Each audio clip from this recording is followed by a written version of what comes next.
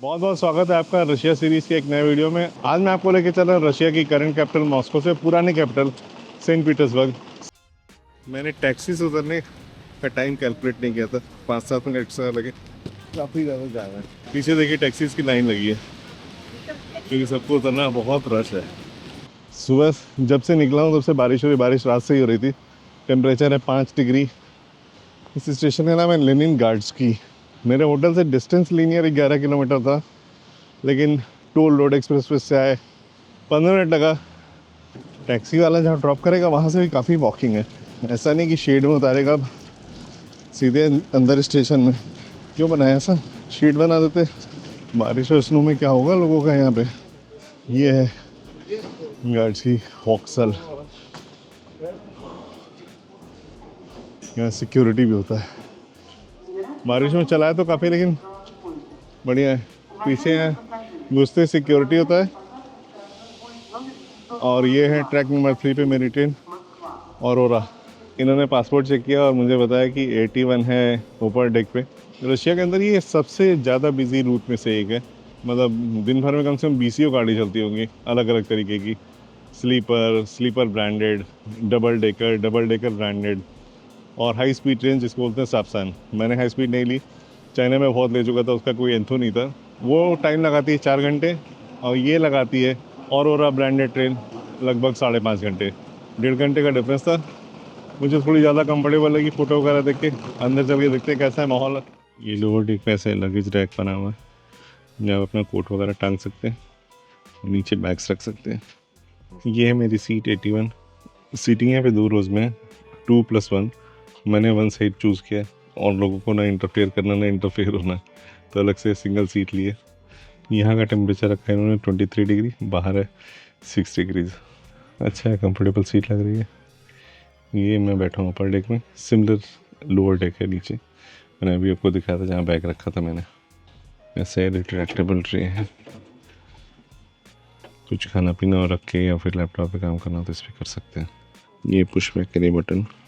ये एक स्लीपर दे रखा है, नीचे चार्जिंग पोर्ट है। 5-6 घंटे क्या करेंगे, लैपटॉप पे पिक्चर देखना तो चार्जिंग में लगा के आराम से देखिए। हेडफोन अगर आपके साथ है तो।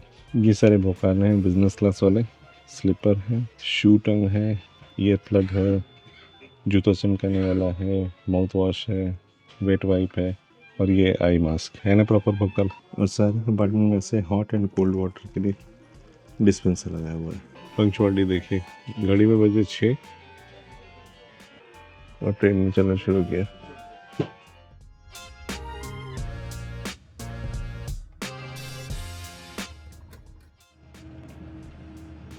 ब्रेकफास्ट के पहले ड्रिंक्स का कार्ट लेके आ गई। Soft drinks, juices. मैंने दिया ऑरेंज जूस। बताता हूँ बिजनेस क्लास के फ़ायदे क्या हैं। जैसे ट्रेन चली 15-20 मिनट बाद, मैडम जो नीचे कंडक्टर थे उन्होंने पासपोर्ट चेक किया था। वो पूछ रहे हैं कि कंबल चाहिए क्या, इम्यूनिटी किट दे ही रखी है, मैंने आपको दिखाया था।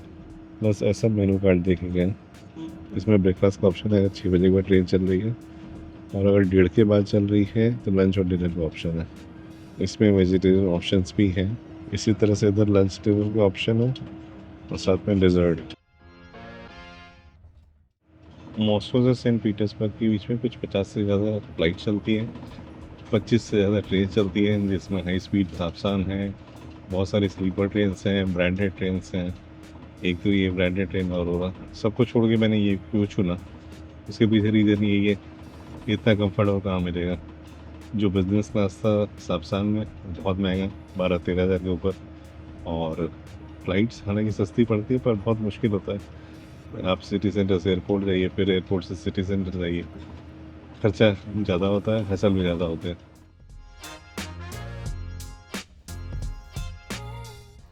एक तो ये अर्ली मॉर्निंग है, तो मैं सुबह सुबह लगभग पहुँचूँगा 11:30 तक सेंट पीटर्सबर्ग। दूसरा, इसका बिज़नेस क्लास काफ़ी कंफर्टेबल है, बहुत ज़्यादा लेग स्पेस है, बहुत स्ट्रेच कर सकते हैं और काफ़ी रिक्लाइन होती है सीट्स। जो इसका सेकंड क्लास है वो रिक्लाइनिंग होता है, डबल डेकर। जैसा अपने डबल डेकर चलता है उस तरह का लेग स्पेस वगैरह है। चलिए अब मैं आपको टूर देता हूँ ट्रेन का, किस किस तरह की कोचेज में क्या क्या फैसिलिटीज़ हैं। मैं आ गया हूँ एक डिफरेंट क्लास दिखाने अगले कोच में। ये फर्स्ट क्लास स्लीपर टाइप का कोच है। आराम से सो के जा सकते हैं। बढ़िया माहौल बना हुआ है। एक तो ऐसा कोच है स्लीपर वाला, ऊपर नीचे 2 फ्लोर पे। इसी की बात कर रहा था, कुछ 12,000 के आसपास टिकट है। नीचे भी एग्जैक्टली सेम है लोअर डेक पे। मेरे वाले कोच का आगे रेस्टोरेंट कार है। अगर आपके टिकट में खाना पीना इंक्लूडेड नहीं, जैसे शायद सेकेंड सीटिंग में नहीं होगा, तो यहाँ पे आप आके ऑर्डर करके बैठ के खा सकते हैं। बढ़िया है ये सिस्टम, सुंदर साफ सुथरा ब्राइट। ट्रेन में एक फुल फ्लेजेड बार की भी व्यवस्था है। टॉयलेट काफ़ी छोटा सा लेकिन काफ़ी साफ सुथरा है। कुछ ऐसी है सेकेंड सीटिंग इस ट्रेन की, थोड़ी क्रैम्ड है लेकिन सीट्स रिक्लाइन होती हैं। मैं पहले गलत बता गया था कि नहीं होती हैं। इसमें ऑन बोर्ड कैटरिंग फैसिलिटी भी है, जैसे भी जूस देके गई अदर सॉफ्ट ड्रिंक मिला, फिर ब्रेकफास्ट आएगा, फिर कॉफ़ी आएगा, एक्सेट्रा एक्सेट्रा। कम्युनिटी सीट मैंने आपको दिखाई था। तो मैंने देखा कि इतनी सारी चीज़ें मिल रही हैं और पैसे बहुत ज़्यादा नहीं लग रहे हैं, तो मैंने ऑप्ट कर लिया। इसका टिकट है 4300। मैंने किया टूटू से बुक। टूटू का लिंक में डाल दूँगा, लेकिन वहाँ बुक करने के लिए आपको चाहिए होगा एक Russian bank account. Bank account कैसे खुलता है उसके लिए लिंक मैंने डाला था डिस्क्रिप्शन, उसको चेक कर लीजिएगा उस वीडियो को। इसमें सारी डिटेल शेयर की हैं। और इसमें और 2-3 क्लासेज हैं। एक सेकेंड सिटिंग है, वो 2500-2600 के आसपास था। और एक फर्स्ट क्लास स्लीपर है, कूपे बोलते हैं, वो महंगा था 12,000 के आसपास। जूस के बाद देखे गई स्ट्रॉबेरी वाला ड्रिंक। तो 5-6 डिग्री सेल्सियस में अगर आपको नहाने की इच्छा हो ना, तो इस ट्रेन में वो भी सुविधा है। 150 रुपये ले रहा है। आप कंडक्टर से कंडक्ट कीजिए, उनको पे कीजिए और जाइए शावर लेके आइए।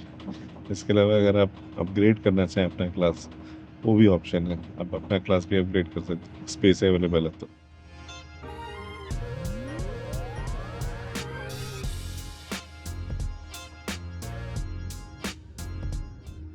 जब तक मैं झपकी लेके उठा तब तक ब्रेकफास्ट लेके आ गई थी मैडम।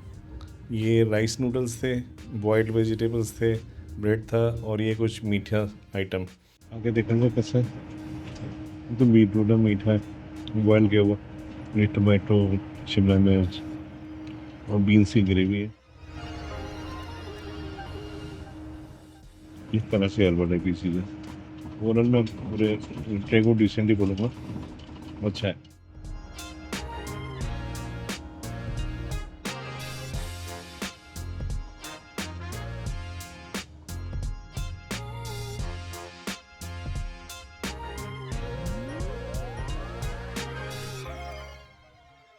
ये है मॉस्को ट्रांसपोर्ट का कार्ड, 3 दिन वाला। इसमें 3 दिन मतलब 3 कैलेंडर डेज नहीं होते हैं। जो आप पहली बार यूज़ करेंगे उससे 72 घंटे काउंट होते हैं। तो बहुत ही बढ़िया वैल्यू फॉर मनी है 720 रुपये के हिसाब से। अब जब भी मॉस्को आने वाले हैं तो ये कार्ड ले लीजिएगा।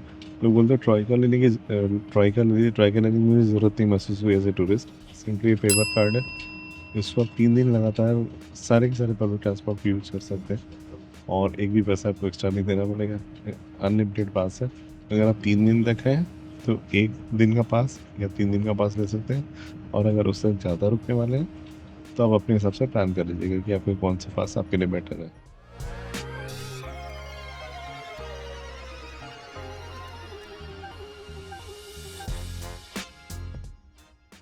नाश्ते के बाद ले आएंगे कॉफ़ी, ब्लैक कॉफ़ी से एडिशनल आप दूध चीनी जो डालना चाहें डाल सकते हैं। मुझे तो दूध वाली पसंद है, आपको ब्लैक पसंद है दूध वाली बताइए।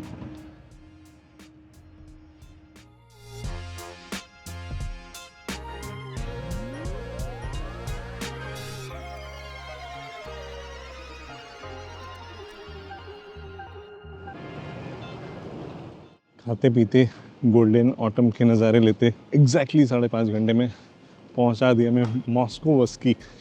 शायद इसका मतलब होता है मॉस्को से आने वाली रेल टर्मिनल सेंट पीटर्सबर्ग में। ठंड काफ़ी है, 6 डिग्री सेल्सियस टेम्परेचर है। प्लेटफॉर्म के आखिरी कोने पे हमारा डिब्बा था। टर्मिनल से बाहर निकलते हैं, कुछ चीज़ें पता करनी है, पता करते हैं, फिर होटल चलते हैं। होटल भी स्टेशन के बगल में ही है। ये स्टेशन थोड़ा बड़ा लग रहा है। मॉस्को वाला शायद लेनिन गार्ड्स की जो था वो अभी कुछ रिपेयर रिस्टोरेशन चला था, इसलिए वहाँ सीधे प्लेटफॉर्म पे पहुँच गए थे। ये है अराइवल हॉल यहाँ का।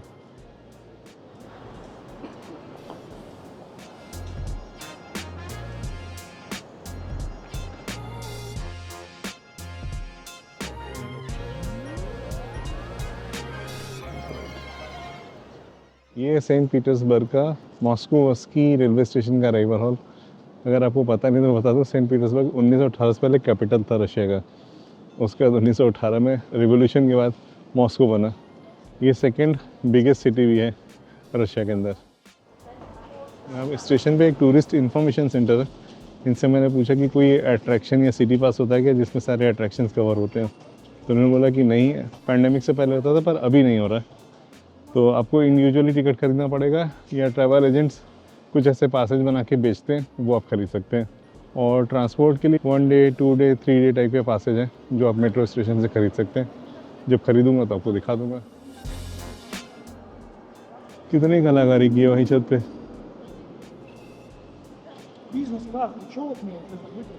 ये स्टेशन देख के दिल खुश हुआ, क्योंकि जो मॉस्को वाला स्टेशन था जिससे मैंने बताया था थोड़ा अंडरवेलमिंग था, सीधे प्लेटफॉर्म पे पहुंच गए थे।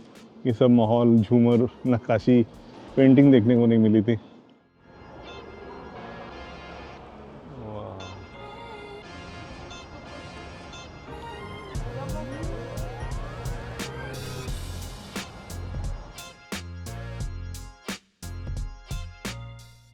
ये वाली बिल्डिंग है स्टेशन की। स्टेशन से बाहर आ गया मैं, और स्टेशन से बाहर आते ही मुझे मेरा होटल दिख रहा है पीछे। माहौल तगड़ा है, लग रहा है कि किसी हेरिटेज शहर में पहुंचा हूँ यूरोप के। मुझे तो खैर टैक्सी नहीं पकड़नी, 2 मिनट की वॉक है, लेकिन टैक्सी पकड़नी तो काफ़ी वेट करनी पड़ सकती थी। लाइन लगी हुई टैक्सीज और गाड़ियों की पिकअप एंड ड्रॉप के लिए। ये रहा स्टेशन का फसाद, और स्टेशन के फसाद के ठीक सामने वो कॉस्मोस होटल। तो दोस्तों, ये है मेरा आशियाना सेंट पीटर्सबर्ग में। होटल का नाम है कॉस्मोस, और ये होटल मैंने बुक किया है जेन होटल से। 5,000 पर नाइट है, ब्रेकफास्ट इसमें इंक्लूडेड नहीं है, और काफ़ी बड़ा सा कमरा है। पिछले 3 रात में जिस होटल में रुका वो कमरा तो बहुत छोटा था, चलने की जगह नहीं थी, पर ये डिसेंटली साइज़ है और परफेक्ट लोकेशन पे, स्टेशन के जस्ट बगल में। बाथरूम भी बहुत बड़ा है, प्रेस करने के लिए बोर्ड भी दिया हुआ है, मांगने की ज़रूरत नहीं है, अंदर प्रेस भी रखा हुआ है, तो सारी इंतज़ाम है और लोकेशन बहुत अच्छा है। एक चीज़ और बढ़िया थी, यूलिया करके रिसेप्शन पे बंदी थी। मुझे डर था कि भी सिर्फ 11:15 बज रहा है, चेक इन मिलेगा कि नहीं, दे दिया। अभी तक मैंने रशिया में क्या क्या किया, क्या क्या देखा, उसके लिए प्लेलिस्ट ये वाला चेक कर लीजिएगा। नेक्स्ट वीडियो में मैं आपको दिखाऊंगा सेंट पीटर्सबर्ग के कुछ बहुत ही सुंदर नज़ारे।